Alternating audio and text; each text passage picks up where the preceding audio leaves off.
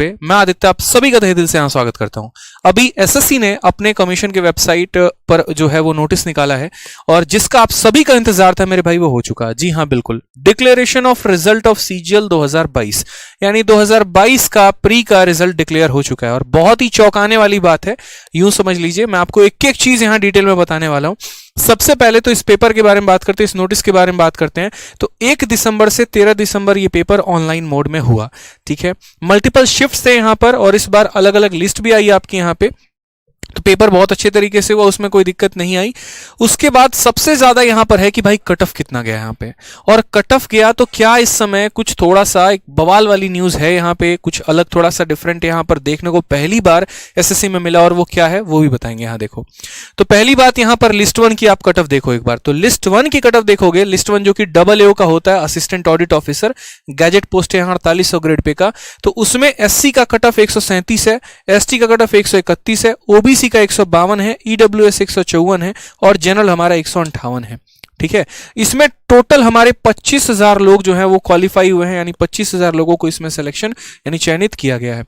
List 2 की अगर हम बात करते हैं तो लिस्ट 2 जो है वो हमारा जीएसओ पोस्ट के लिए होता है। एक AA हो गया, एक जीएसओ हो गया, जूनियर स्टैटिकल ऑफिसर। इसमें एससी की कट ऑफ 150, एसटी की कट ऑफ 150, ओबीसी 167, ईडब्ल्यूएस 169 और जनरल का इसमें तो कोई चर्चा ही नहीं है यहाँ पे। ठीक है, इसमें 1149 लोग टोटल क्वालिफाई हुए हैं। जो सबसे ज्यादा इंतजार आप लोग को रहता है ना, वो रहता है मेरे भाई यहाँ पर आपको लिस्ट 3 का, यानी इनकम टैक्स इंस्पेक्टर, असिस्टेंट एक तरीके से एएसओ सभी पोस्ट में, यानी ये सारे के सारे लिस्ट 3 में आते हैं। इसलिए यहां लिखा भी गया है candidate shortlisted in tier 1 for appearing in tier 2। ठीक है, यहां अगर आप देखेंगे तो इसमें देखिए एससी का कट ऑफ 89, एसटी का कट ऑफ 77, ओबीसी 114, ईडब्ल्यूएस 102 और जनरल 14। बहुत शानदार एसएससी, आपने बहुत अच्छा काम किया, वाकई में दिल खुश कर दिया आपने हमारा। इतना अच्छा काम किया कि आज से हम यहां पर जो है मोदी जी से चल के यहां पर बात की जाएगी सीधा, क्यों दिया आरक्षण, मत दो ना, जरूरत क्या है यहाँ पे बच्चों को पागल बनाने की। आप यहां देखो ना सर, एक बार आप आरक्षण मतलब यहां देखो, ओबीसी का 114 और जनरल का यहां पर 114, दोनों के दोनों, और पॉइंट में भी 0.27 651 651, मतलब एक रत्ती भर का फर्क नहीं है। उसमें भी यहां पर जनरल में 73,000 कैंडिडेट हैं और यहां पर अगर हम बात करते हैं ओबीसी में तो 98,000 कैंडिडेट हैं। टोटल मिलाकर लिस्ट 3 में 3,60,432 कैंडिडेट को लिया गया है। यानी मैं जो हमेशा से जब मतलब अब तक तो मैं कई यहां पर जो है एक तरीके से वीडियो बना चुका हूं आपके रिजल्ट के बारे में, और जो पिछले 2 सालों में जो मैंने ट्रेंड देखा है ना, वो मैंने यूं देखा है कि आपका एक तरीके से ईडब्ल्यूएस का कट ऑफ जो है धीरे धीरे और नंबर कम होते चला गया और ओबीसी का कट ऑफ और ऊपर बढ़ता चला गया है।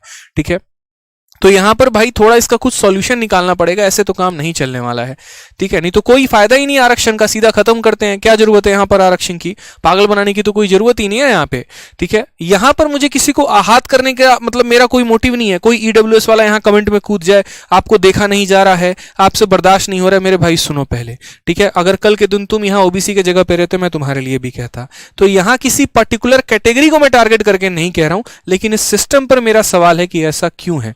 ठीक है, जो एक रिजर्वेशन सिस्टम आपके संविधान में है आप उसके अकॉर्डिंग चलिए ना, वो ज्यादा बेहतर रहेगा। अब कल के दिन अगर एससी का कट ऑफ और ओबीसी का कट ऑफ बराबर कर दिया जाए तो क्या वो उचित रहेगा? बिल्कुल भी नहीं रहेगा भाई। ठीक है, जो एक सिस्टम है उसका एक तरीके से ये वायलेशन है। तो इस पर मुझे लगता है एसएससी को सोचनी चाहिए कि इतना थोड़ा तो डिफरेंस रखो यार। ठीक है, अब बात करते हैं यहां पर कि इसका जो मेंस का डेट है हमारा, तो वो तो आप पहले भी जान चुके हो कि मेंस का डेट आपका कब होने वाला है। लास्ट में एसएससी ने एक और बात कही है कि ये मार्क्स कब देंगे मेरे भाई। तो मार्क्स जो होगा वो 22 फरवरी को आपका आने वाला है और 22 फरवरी से 8 मार्च तक आपके टोटल मार्क्स जो हैं वो वेबसाइट पर रहेंगे। तो अपना एडमिट कार्ड अपने पास रखिएगा मार्क्स को देखने के लिए, क्योंकि अपना यूजर आईडी और पासवर्ड आप वहीं से निकाल के फॉर्म पे भर के और तब आप अपना मार्क्स देख पाएंगे। ठीक है, तो एडमिट कार्ड पास में रहना बहुत जरूरी है। इसके अलावा अगर कहीं पर भी आंसर की मैं आपको फाइनली जो है वो चैलेंज वैलेंज आएगा तो वो भी अपलोड करके इन्होंने फाइनल आंसर की भी डाल दिया है। बात करते हैं मेंस के पेपर को लेकर, तो बहुत ही बेतुके तरीके से मेंस का पेपर का डेट अनाउंस हुआ। ऐसा होना नहीं चाहिए था। मतलब क्या हो रहा है कुछ समझ में नहीं आ रहा है कि पहले मेंस का डेट अनाउंस होता है फिर बाद में रिजल्ट निकाला जाता है। एक काम करिए, मेंस का पेपर भी करवा लीजिए, मेंस का रिजल्ट भी निकाल दीजिए, उसके बाद प्री का रिजल्ट निकालिएगा। आई थिंक वो ज्यादा सबसे बढ़िया रहेगा। मतलब ठीक है, आप जाग गए हैं, इसका मतलब ये थोड़ी है कि सबको ऐसे जगा देंगे कि बच्चे यहां परेशान हो जाएंगे। एक बच्चे को समझ में नहीं आ रहा, पूरा एजुकेशन सिस्टम सा हिल रखा है यार। आप ये देखो पहले, ठीक है, कि टाइपिंग भी होगा, चारों सब्जेक्ट भी पढ़ने हैं, उसके बाद यहां पर जो है कंप्यूटर भी पढ़ना है। मतलब इतनी सारी चीजें हो रखी है, एटलीस्ट कुछ तो टाइम देते सोचने का यहां पर बच्चों को। इस तरीके से तो चीजें नहीं होनी थी, एक ऑर्गेनाइज्ड वे में होना था। लेकिन अब जो हो गया अब उसके बारे में बात नहीं करे तो बेहतर है, वो हमें फालतू की नेगेटिविटी देगी।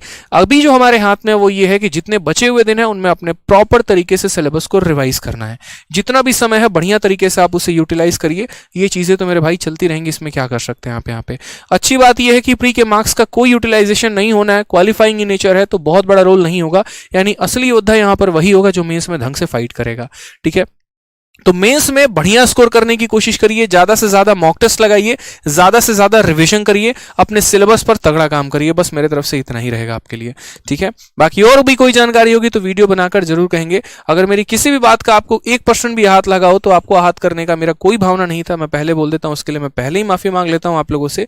लेकिन मेरा सवाल इस एजुकेशन मतलब एक तरीके से जो ये पॉलिसी एसएससी की उस पर है, आप पे नहीं है। ठीक है, बाकी खुश रहिए, बढ़िया से पढ़ाई करते रहिए। ऑल द बेस्ट, ध्यान रखिए अपना, धन्यवाद।